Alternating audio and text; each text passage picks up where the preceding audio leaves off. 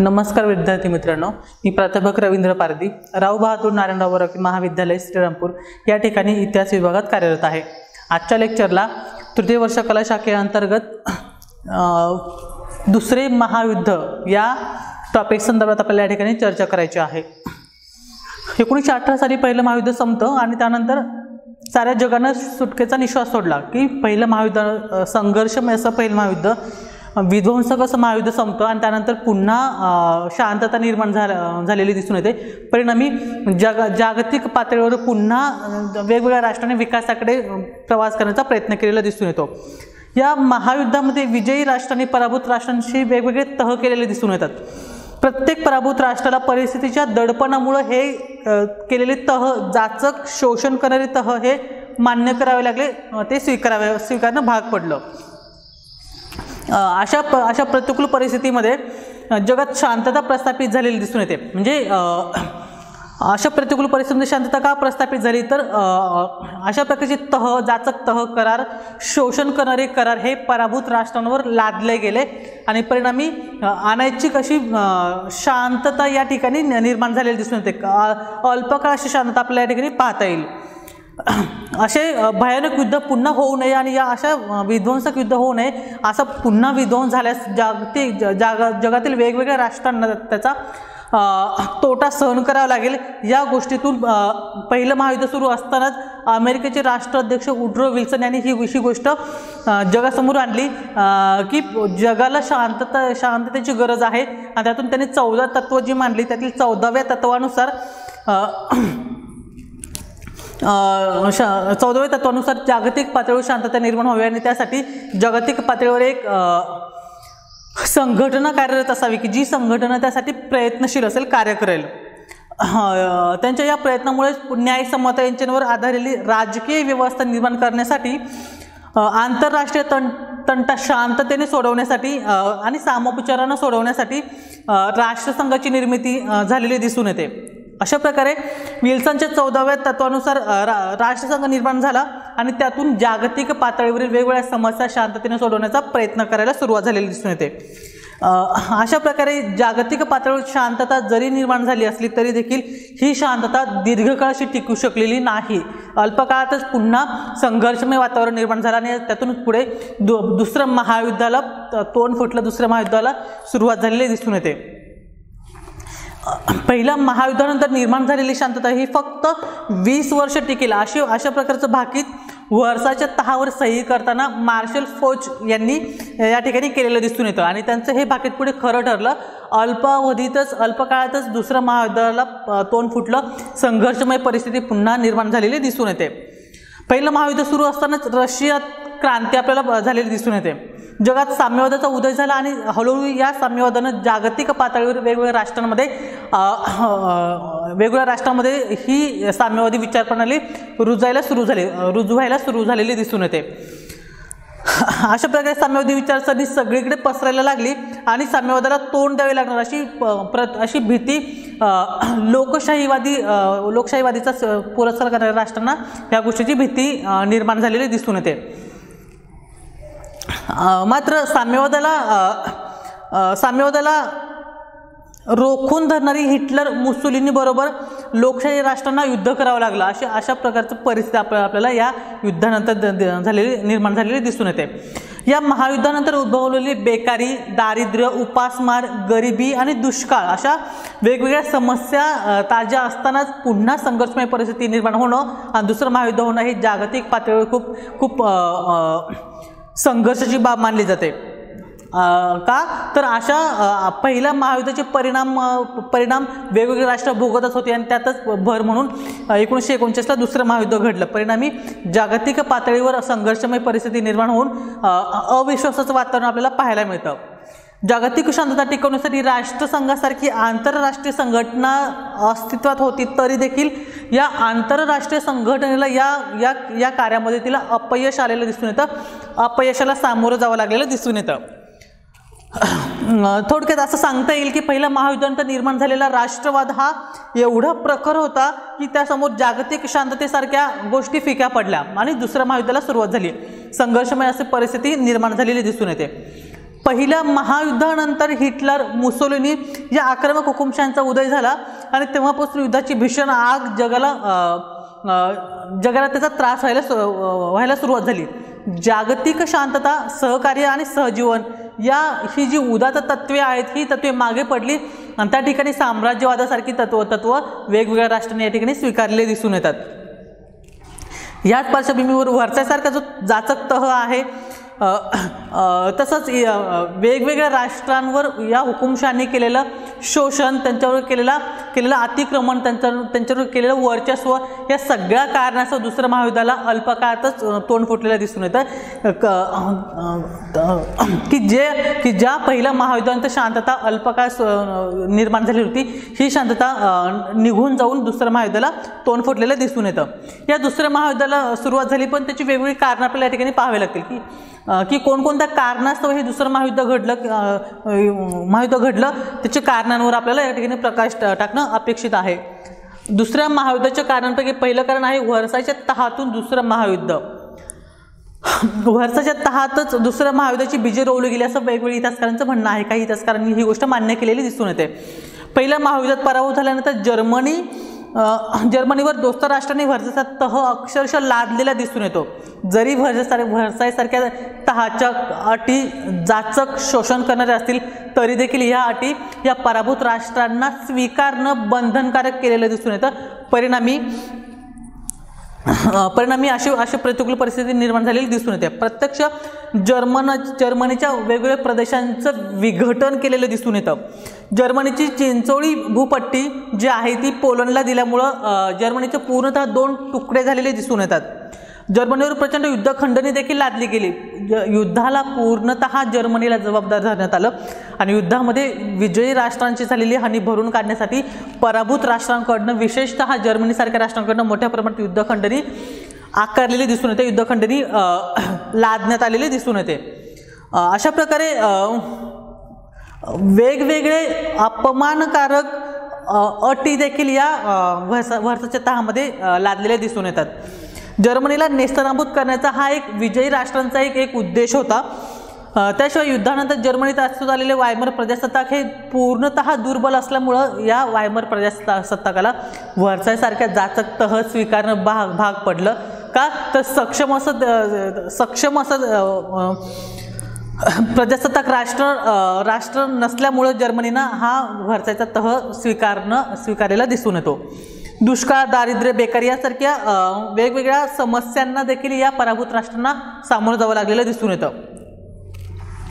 अशा प्रकारे या प्रतिकूल परिस्थितीमध्ये हिटलरनं आपली सक्षमता दाखवली, सक्षमता व्यक्त केली आणि जर्मनीमध्ये नवविचारांचं वारं जर्मनीमध्ये त्यानं प्रसारित करायला सुरुवात केली.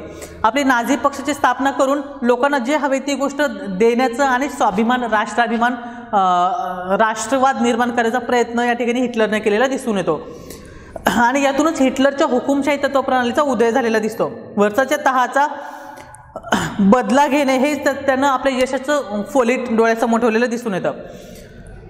अशा प्रकारे जर्मनीची लष्करी शक्ती हळूहळू वाढायला सुरुवात झाली. जर्मनीनं आपलं सामर्थ्य वाढवायला सुरुवात केली, आपली लष्कर व्यवस्था खंबीर करायला सुरुवात केली.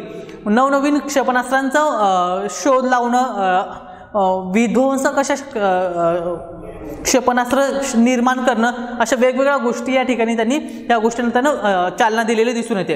1936 साली राहीनचा प्रदेश जर्मनीनं जिंकून घेतला. त्याचबरोबर 1937 साली जर्मनीनं जपान इथल्या हुकुमशाही प्रवृत्तीच्या राष्ट्रांची काही प्रमाणात मदत घेतलेली दिसून येते. अशा प्रकारे पोलंडकडनं देखील जर्मनीनं आपला अधिकाराचा प्रदेश पुन्हा मागितलेला दिसून येतो. तसंच 3 सप्टेंबर 1939ला पुढे जर्मनी विरुद्ध इंग्लंड आणि फ्रान्स या राष्ट्रांनी युद्ध घोषित केलं आणि दुसऱ्या महायुद्धाला सुरुवात झाली. अशा प्रकारे हुकुमशाही तत्वप्रणालीचा स्वीकार करणाऱ्या राष्ट्रांवर अपमानकारक व्हर्सायचा तह लादला गेला आणि हे खूप महत्त्वाचं कारण सांगितलं जातं की यामुळे हे दुसऱ्या महायुद्धाला तोंड फुटलं, दुसरं महायुद्ध सुरू झालेलं दिसून येतं. त्यानंतर दुसरं कारण आहे जपानचा साम्राज्यवाद. पहिल्या महायुद्धापूर्वी जपाननं चीनमध्ये साम्राज्यवादाला चालना दिलेली दिसून येते. मोठ्या प्रमाणात आपलं साम्राज्य त्या ठिकाणी पसरवलेलं दिसून येतं. चीनच्या बहुतांश जास्तीत जास्त प्रदेशावर जपाननं आपलं वर्चस्व निर्माण केलेलं दिसून येतं. वर्चस्व निर्माण करून त्या ठिकाणी आपल्या वसाहती स्थापन केल्या आणि वसाहतींच्या माध्यमातून मोठ्या प्रमाणात आर्थिक शोषण या वसाहतिक राष्ट्रांकडनं जपाननं केलेलं दिसून येतं. चीनमध्ये बऱ्याच सवलती जपाननं आपलं वर्चस्व निर्माण करून जास्तीत जास्त सवलती देखील त्या ठिकाणी मिळवल्या. त्यानंतर त्यानं आपली लष्करी शक्ती वाढवून पहिलं महायुद्ध संपल्यावरही जपानला पॅसिफिक महासागरात जास्तीत जास्त फायदा या ठिकाणी मिळालेला दिसून येतो. 1931 साली जपाननं मांचुरियावर आक्रमण केलं. आक्रमण करून आपला अधिकार त्या ठिकाणी व्यक्त केला. जपाननं आपल्या नौदलामध्ये देखील जास्तीत जास्त वाढ करून प्रभाव निर्माण करण्याचा प्रयत्न केलेला दिसून येतो. 1937 साली कोणतीही घोषणा न करता जपाननं चीनविरुद्ध युद्ध केलं आणि जपानला संघर्ष करणं भाग पडलं.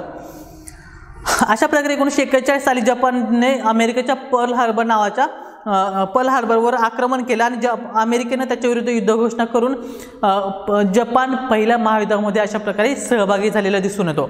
त्यानंतर पुढचं कारण आहे हुकुमशाही प्रवृत्तींचा उदय. जर्मनीत नाझी हुकुमशहा म्हणजे हिटलरचा आपल्याला या ठिकाणी उदय, त्याचबरोबर फॅसिस्टचा इटली या ठिकाणी फॅसिस्ट तत्त्वज्ञानाचा स्वीकार करणाऱ्या मुसोलिनीचा उदय, ह्या दोन गोष्टी खूप महत्त्वाच्या या ठिकाणी असलेल्या दिसून येतात.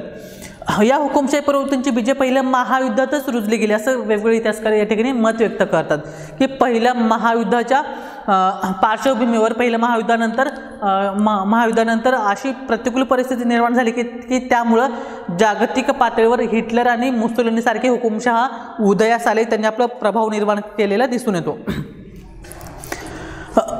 व्हर्सायच्या तहाचा बदला घेण्यास प्रजासत्ताक राष्ट्र जे वायमर गणराज्य आहे ते असमर्थ आहे.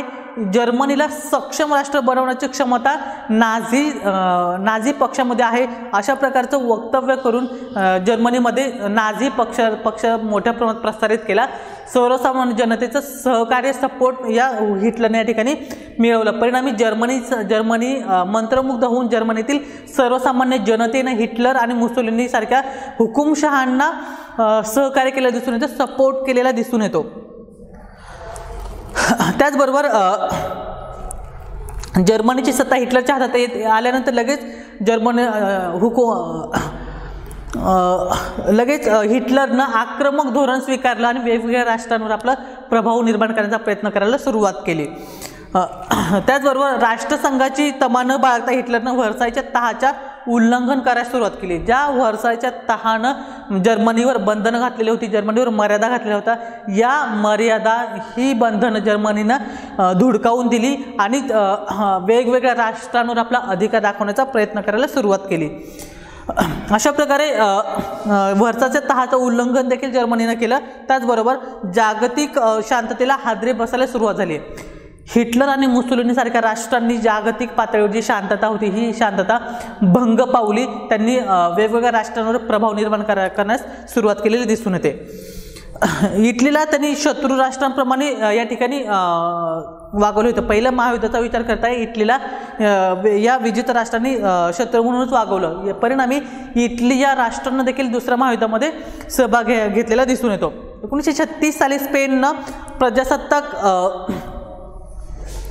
1936 साली स्पेनचे प्रजासत्ताक नष्ट झाला आणि त्या ठिकाणी जनरल फ्रँकोची हुकुमशाही निर्माण झाली. अशा प्रकारे हुकुमशाही प्रवृत्तीला, हुकुमशाही विचार प्रणालीला वेगवेगळ्या राष्ट्रातील लोकांनी, सर्वसामान्य जनतेनं स्वीकारलेलं दिसून येतं. का तर लोकशाहीवादी राष्ट्रांना मिळालेलं अपयश, पहिल्या महायुद्धात झालेलं शोषण, अशा वेगवेगळ्या कारणाचा लोकांचा लोकशाहीवरचा विश्वास उडाला.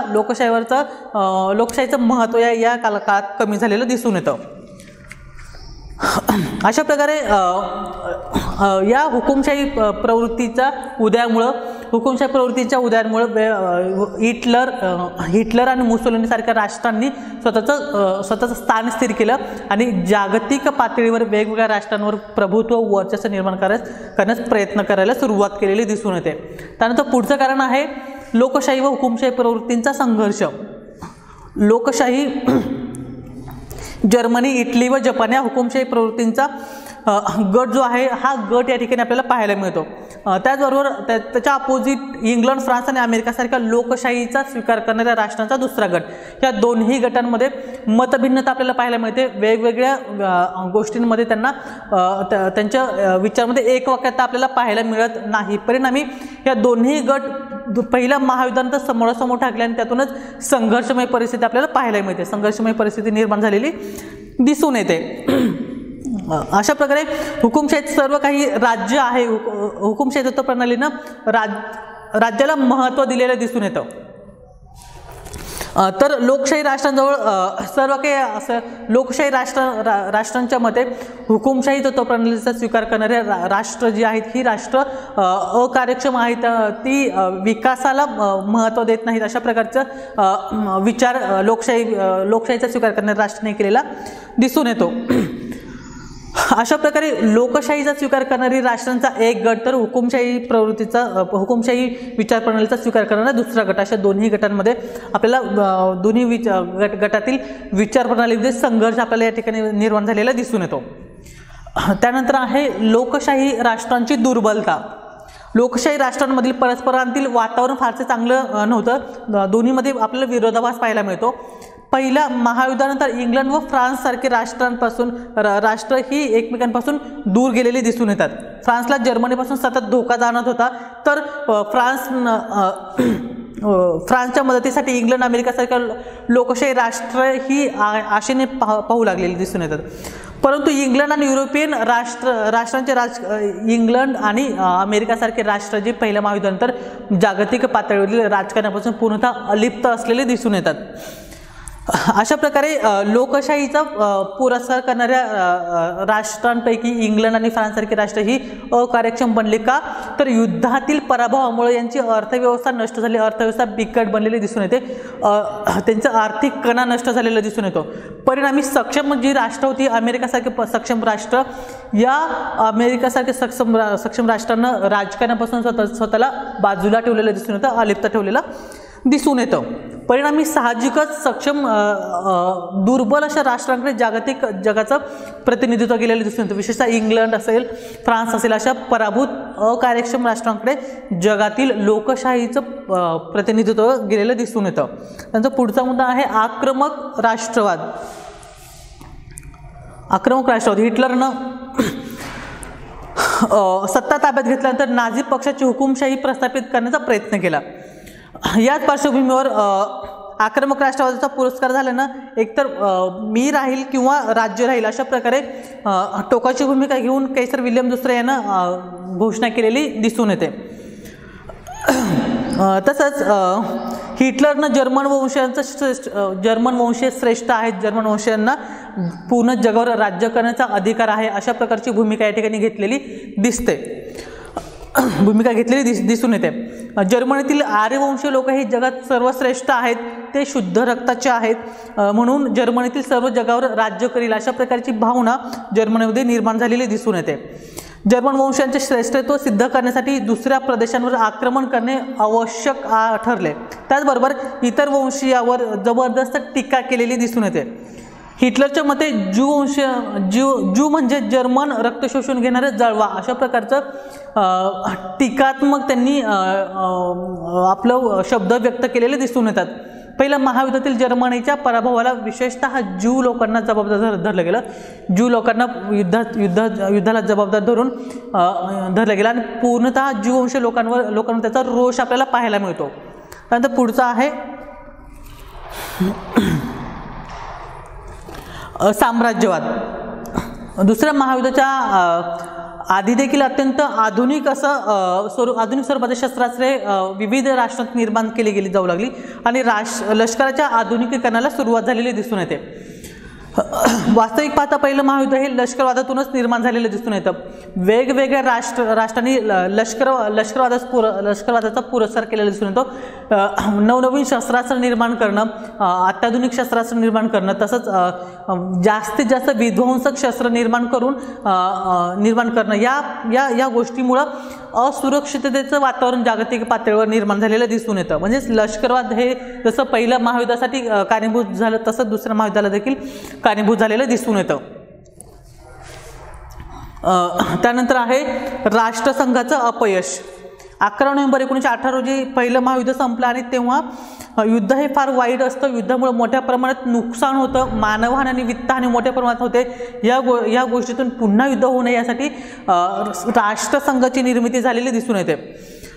अशा प्रकारे आंतरराष्ट्रीय प्रश्न सामोपचारानं सोडवणं, शांततेनं सोडवणं आणि त्यातून जागतिक शांतता निर्माण करणं, जगातील वेगवेगळ्या राष्ट्रांमध्ये असणारं मतभेद संघर्ष हा सामोपचारानं सोडवणं, अशा प्रकारची भूमिका राष्ट्रसंघानं घेतलेली दिसून येते. मात्र पहिल्या महायुद्धानंतर अल्प काळातच राष्ट्रसंघाला अपयशाला सामोरं जावं लागायला सुरुवात झाली. वेगवेगळ्या संघर्षांमध्ये राष्ट्रसंघाला अपयश मिळायला सुरुवात झाली. राष्ट्रसंघाला अपयश मिळायला सुरुवात झालेली दिसून येते. राष्ट्रसंघ स्थापन झाल्यानंतर अल्प काळातच अमेरिकेनं राष्ट्रसंघाचं प्रतिनिधित्व स्वीकारलं. परिणामी सक्षम नसणाऱ्या राष्ट्र, विशेषतः इंग्लंड आणि फ्रान्ससारख्या राष्ट्रांकडे राष्ट्रसंघाचं प्रतिनिधित्व गेलेलं दिसून येतं. परिणामी सक्षम असं राष्ट्रसंघाला कार्य करता आलेलं नाही. म्हणजेच राष्ट्रसंघाला मिळालेलं अपयश हे देखील या ठिकाणी एक कारण सांगितलं जातं की दुसरं महायुद्ध का घडलं तर राष्ट्रसंघाला वेगवेगळ्या गोष्टींमध्ये अपयशाला सामोरं जावं लागलं. वेगवेगळ्या गोष्टींमध्ये अपयश मिळाले, वेगवेगळे संघर्ष त्यांना शांततेच्या मार्गाने सोडवता आलेले नाही. ह्या कारणास्तव देखील दुसरं महायुद्ध घडलं असं म्हटलं जातं. अशा वेगवेगळ्या कारणास्तव दुसरं महायुद्ध घडलं असं इतिहासकारांनी या ठिकाणी आपले मतांतर व्यक्त केलेले दिसून येतात. आजच्या लेक्चरला बघितलं आपण पहिलं महायुद्धाची पार्श्वभूमी कशी होती, पहिलं महायुद्ध का घडलं आणि पहिलं महायुद्ध कशा प्रकारे दुसरं महायुद्ध होण्यासाठी जबाबदार ठरलं हे आपण या ठिकाणी बघितलं. त्यानंतर दुसऱ्या महायुद्धाची वेगवेगळी कारणांवर फोकस केलेला होता की ज्या कारणास्तव दुसरं महायुद्ध सुरू झालं आणि अतिशय विध्वंसक असं युद्ध हे या ठिकाणी घडलं गेलं.